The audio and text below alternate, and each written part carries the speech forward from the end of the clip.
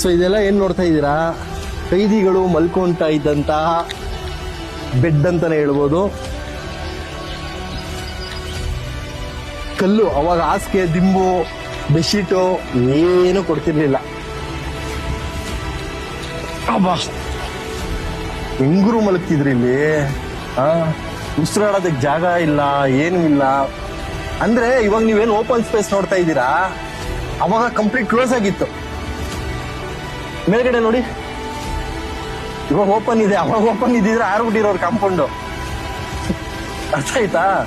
So ಅವಾಗ open ಇರ್ಲಿಲ್ಲ, full close ಆಗಿತ್ತು.